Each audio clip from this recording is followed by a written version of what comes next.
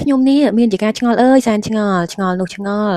ល់ត្រង់ថាមុខទូអ៊ីននឹងយ៉ាងម៉េចហើយមិនក៏គេនាំគ្នាចូលចិត្តផាត់មុខទូអ៊ីននឹងអញ្ចឹងហើយមុខនឹងស្អាតត្រង់ណាដែរនៅសុកមិនសុកខ្ញុំក៏ទៅសួរគេពេញនឹងហើយទៅសួរឲ្យដល់ម្ចាស់ដើមនៃប្រភពទូអ៊ីននឹងហ្មងថាហេតុអីបានជាចិនចូលចិត្តផាត់មុខទូអ៊ីនម៉េចសម្រាប់ខ្ញុំមុខនឹងដូចមិនទេបងប្អូនដូចជាឆ្មាបន្តិចបន្សាយបន្តិចខ្លាក់ខ្មុំបន្តិចមិនទេហើយខ្ញុំក៏បានចម្លើយមែនថាអូអញ្ចឹងទេអូគឺតាមពិតកាលពីក្នុងអំឡុងឆ្នាំ2019នៅក្នុងបណ្ដាញសង្គមចិនដែលគេហៅថាទូអ៊ីនហ្នឹងគឺមានអ្នកលេងបណ្ដាញសង្គមឬក៏ហៅថា KOL influencer គេហ្នឹងចូលចិត្តបង្រៀន make up ដែលហៅថា make up tutorial ហ្នឹងគឺគេ make up ភ្នែកធំមានអាស្នាមដក់នៅក្រោមភ្នែកហ្នឹងហើយធ្វើឲ្យមើលទៅដូចជាកូនខ្លាឃ្មុំអញ្ចឹងហើយកន្លែងចុងច្រមុះហ្នឹងគឺគេមានសញ្ញាសម្គាល់គឺគេផាត់ផ្លាតផ្លេចហើយអាតំណងច្រមុះហ្នឹងគឺគេផាត់ផ្លាតផ្លេចហើយឃើញឆ្អឹងច្រមុះច្បាស់មាត់គេហ្នឹងគឺគេផាត់អាលើមាត់ហ្នឹងមានស្មើត្រង់ហើយខាងក្រោមបបោមាត់ហ្នឹងគឺ stick space ហ្នឹងឯងដែលបង្ហាញថាជាសញ្ញាថាទូអ៊ីនសម្រាប់ការផាត់មុខបែបទូអ៊ីននេះឥឡូវមិនមែន viral តែនៅក្នុងប្រទេសចិនទេសូម្បីតែនៅក្រៅប្រទេសដូចជាខ្មែរយើងវៀតណាមអាមេរិកអឺរ៉ុបនិងប្រទេសមួយចំនួនទៀតក៏កំពុងតែពេញនិយម viral ការផាត់មុខបែបនេះដែរហើយមែនបងប្អូនហើយដូចគេនិយាយមែនថាកុំមើលនារីចិន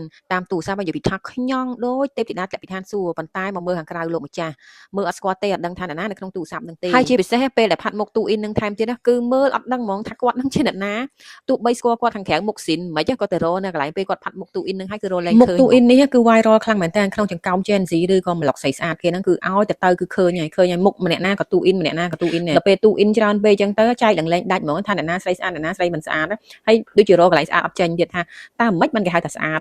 ឡើងអស់សំណោចសើចខ្លួនឯងហ្មងថាខ្លួនឯងចាស់ហើយតាមលែងទាន់ trend គេហើយឃើញគេស្រីស្អាតទៅជាអត់មើលអត់ដឹងថាស្អាតមិនសម្រាប់ខ្ញុំផ្ទាល់ខ្ញុំយល់ថាការផាត់មុខទូអ៊ីននេះនៅខ្មែរយើងគឺផាត់ស្អាតជាងព្រោះមានលក្ខណៈមើលទៅស្ដើងជាងធម្មជាតិជាងហើយឃើញសម្រស់ស្អាតតែម្ដងចុះសម្រាប់បងប្អូនវិញយល់យ៉ាងណាដែរចំពោះការផាត់មុខទូអ៊ីននេះហើយបើសិនជាបងប្អូនចូលចិត្តវីដេអូប្លែកៗចង់មានការចែករំលែកអីបន្ថែមទៀតសូមបងប្អូន comment ខាងក្រោមវីដេអូនេះមានត្រឹមតែប៉ុណ្្នឹងទេហើយកុំភ្លេចជួយ like ជួយ share ជួយ comment ផងណាបងប្អូនជាការលើកទឹកចិត្តក្នុងការចែករំលែកបន្តទៀតអរគុណសូមជម្រាបលា